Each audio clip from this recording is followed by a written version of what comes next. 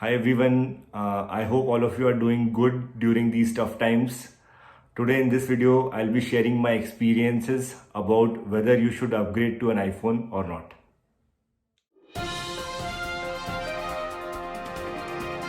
So guys, let's go back to 2011 when I had got my first iPhone. It was an iPhone 4S. I was super excited because not many people had iPhone during that time. I had got it from eBay. eBay was relatively popular during that time. Build quality was exceptional. The packaging was extraordinary, and I was amazed to see the performance of that iPhone. Camera quality can't compare with today's phones, but during that time it was far better than any Samsung phone during that time. And during that time Nokia was also popular, so I had Nokia N72 and similar phones earlier. So when I got iPhone, it was over the moon experience, and the overall experience of holding the iPhone in the hand. And then we used to talk about how to hold an iPhone so logo should be visible. So that was the kind of craze we had. We used to lock the phone, unlock the phone just to hear that click noise when you lock an iPhone. The overall display, the interface, the operating system, it's just that it was at a different level. So when I got an iPhone, I used it for lifetime usage was around 4 years, and then it broke, and then I had to get it exchanged. I even got the battery changed during the lifetime of that iPhone 4S. So when I used it for first 1 year, I was like a typical fan of iPhone, and I had shared this experience with a lot of my friends, and a lot of my friends also bought iPhones. It has changed the way we used to operate the mobile phones. We were sending emails through iPhones, and a lot of things which we were not doing it with mobile phones, we started doing with an iPhone. So that was the kind of experience, but it was in 2011. Now we are in 2021. I have an iPhone 20. That's the same phone I am recording this video. So it's been 10 years. iPhone has evolved a lot, and from iPhone 3, iPhone 4, from first iPhone to iPhone 12 and iPhone 12 Max Pro and all. So you have got a lot of options in iPhone, but does it really make sense to buy an iPhone in 2021 is a big question.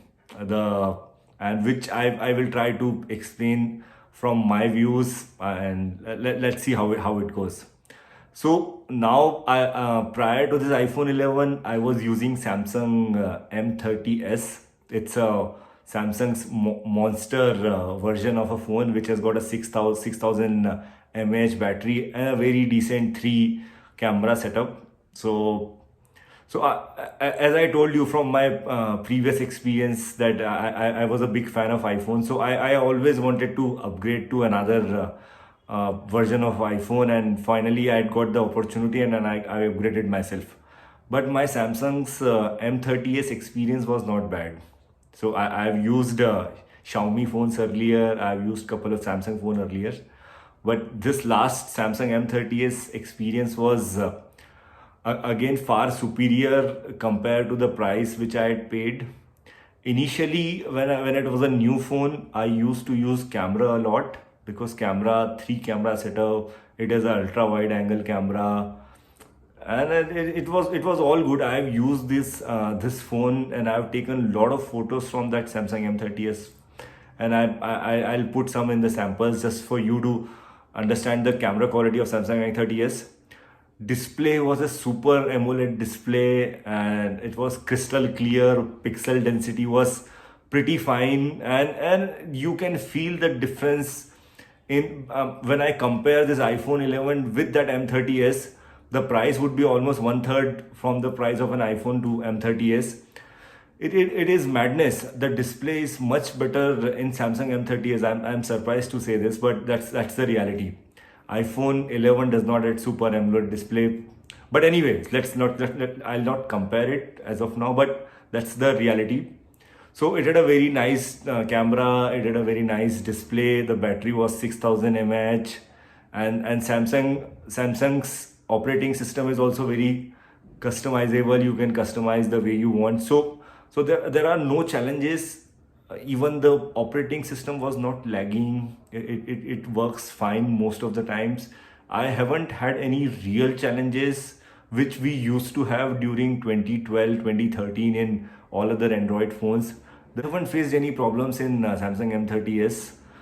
Just because I wanted to upgrade, I had upgraded to iPhone 11, and I'm using this iPhone 11 for more than a year now. This is also pretty good, pretty decent, but there is no wow factor. The display is inferior compared to the Android phones in this budget, or even the budget smartphones, budget Android smartphones. Camera is definitely superior. Battery is again average. And as I mentioned earlier, there is no X factor.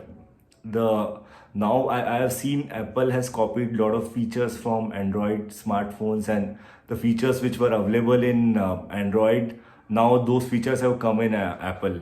So in terms of the UI, in terms of the X factor, in terms of the build quality, there's no differentiation. It's like the iPhone still an iPhone. The age is more. You'll get upgrade for more long years, and it will stay for 4 5 years with you. But apart from that, when you compare an iPhone with any other Android phone, the differences are not huge. So whether it is worth paying that extra penny, I would say definitely not. If you have got extra cash with you, you can use it somewhere else. But otherwise, just to have an iPhone, if you have never used it, don't mind, go ahead and buy it. But if you really want to see a difference, I don't think you will be able to make out. So over a period of time, iPhone has lost that charm and edge, or I would say the X factor, which was in a way differentiating iPhones from all other phones. So that's what I have felt, and that's what I thought of sharing with all of you. I hope you all would have liked this video. Thanks a lot, guys, for watching this video.